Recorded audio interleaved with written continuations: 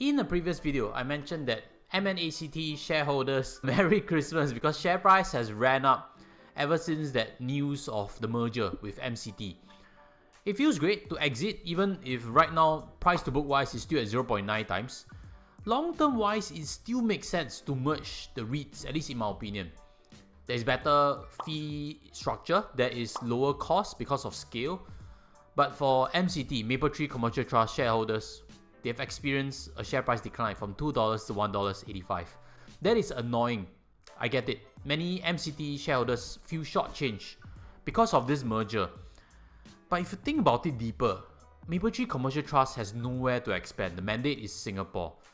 Mapletree does not have developments like Capital Land that can allow it to acquire another new mall or build another new mall to feed into a pipeline. So the major problem of this whole merger is actually the valuation price for MNACT. I've seen some rebuttals of this merger, and they include this point in the fine print which says that Mapletree Commercial Trust transaction price is at $2. Why is it not higher, and why is it using just 27 December's share price? But if you look again on a longer term share price chart, if you use 1 year average, it's still going to be around the same, $2. In my opinion, that's not a big problem in any case. The bigger problem is especially the acquisition price for Mapletree North Asia Commercial Trust, MNACT. Why is it at book value when it was first announced? In any case, this is not a cash transaction, this is a stock exchange, which means the price still fluctuates, and right now market has deemed this valuation to be fair at 0.9 times book value. So actually, for any MCT shareholders who are complaining, if this acquisition was done at 0.8 times book value, I guess you should be pretty happy. But today's discussion is about why share price for Mapletree Commercial Trust has declined. That is the more popular REIT, and to start things with, I have two main questions. The first one, do you still trust Mapletree as a sponsor if you are Mapletree Commercial Trust shareholder right now? Leave them in the comment sections because that is a very important factor when you pick a REIT. Personally, I don't see any benefit buying MNACT shares in the market right now over MCT shares. Because for MNACT, quite clearly, market has decided that you got a good value, you got a good trade-off already. You buy now, hoping to convert, it doesn't make sense. You might as well buy MCT. In the long-term game, MCT in this merger to become MPACT could still benefit. But everything still needs to go through a vote, correct? And voting-wise, we never know. So if you're really keen on MPACT, very simple, MCT over MNACT, any day. In any case, if you don't trust the sponsor, then nothing to say already. Might as well jump to the subsequent section, which is on Keppel DC. I'll give you more takes on why the share price has declined. But if your answer is you still trust Mapletree as a sponsor, then that leads to a second question. What is the performance for all of the assets under the future MPACT? Is it an opportunity right now? Let me start by rebutting some of the concerns that have been raised on the market. The first one is Festival Walk. For MNACT shareholders, nobody really complained about land use until 2047, or even for the Beijing Gateway Plaza, which is an office tower, to 2053. Both of these are not freehold, but previously for MNACT shareholders, there was no complaint anyway.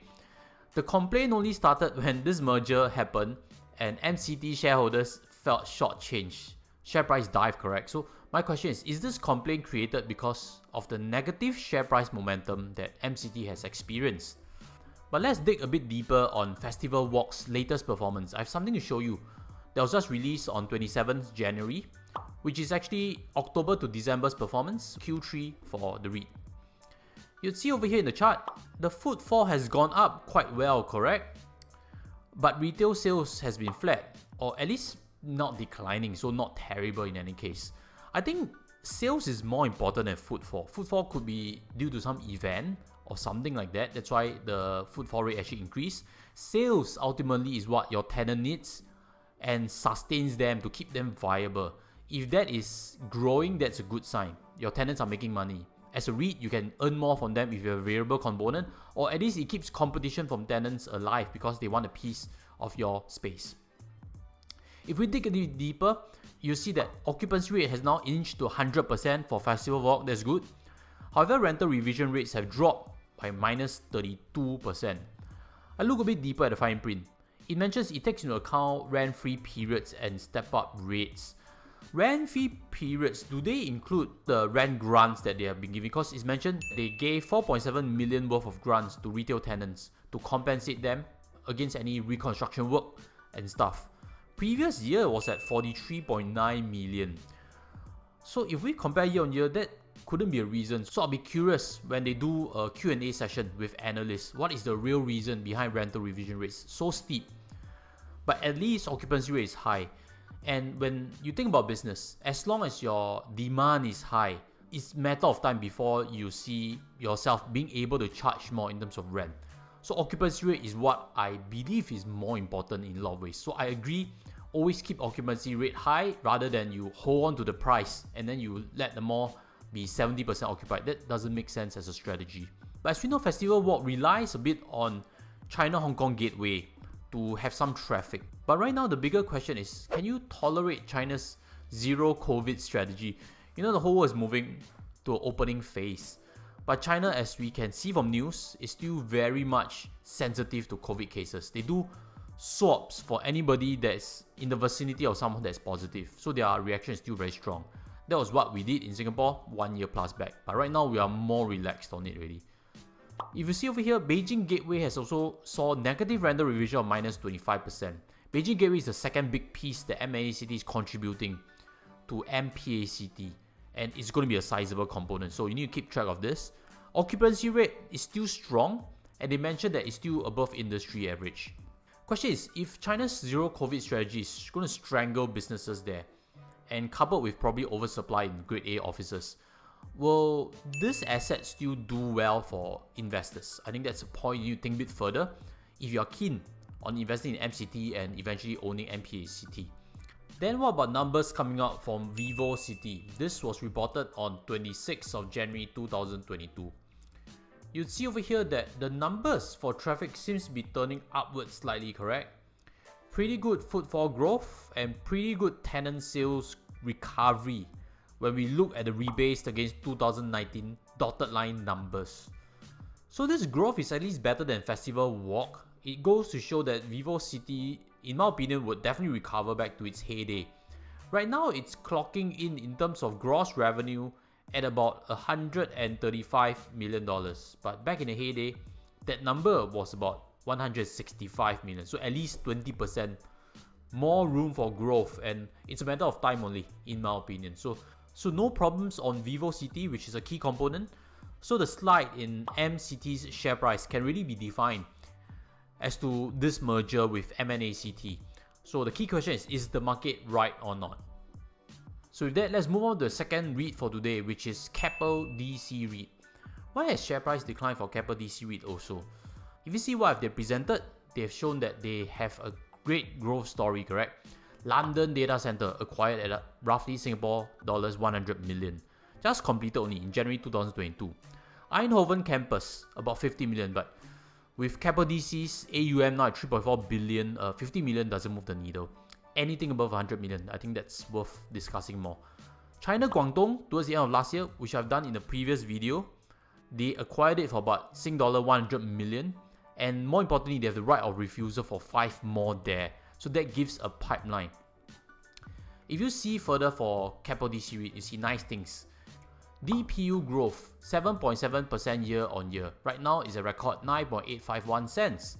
Long portfolio WALE of 7.5 years. That is good. That means the income pipeline doesn't dry up next year. DPU yield of 4%, and that's based on share price of $2.47. Right now at $2.20, the DPU is even higher at 4+%.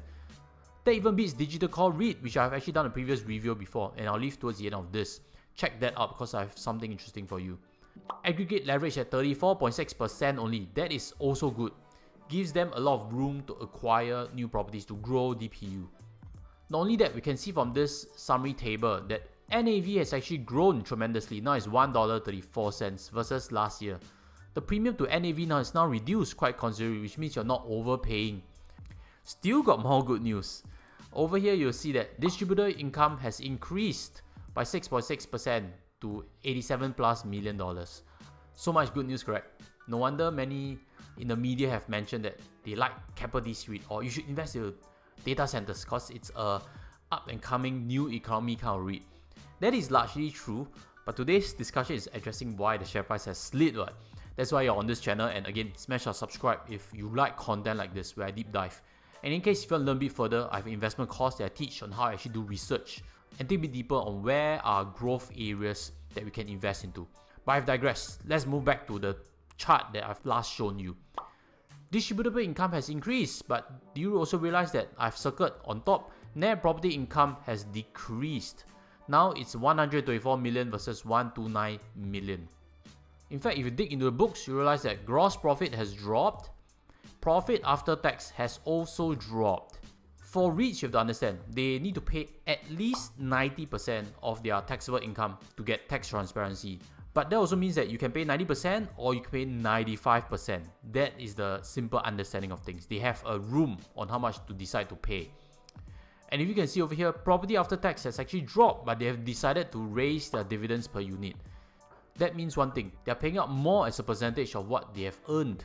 And that leads to a bigger question. Is it a point where it peaks out and then subsequently drops?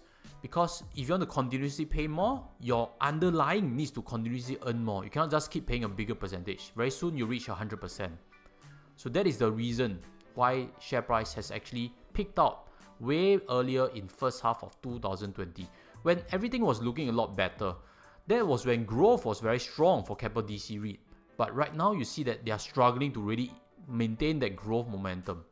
If we look in terms of why NAV is increased, you see that Keppel DC's Singapore assets have seen a big valuation increment. This is because they have actually gotten renewals for some of the data center leases over there.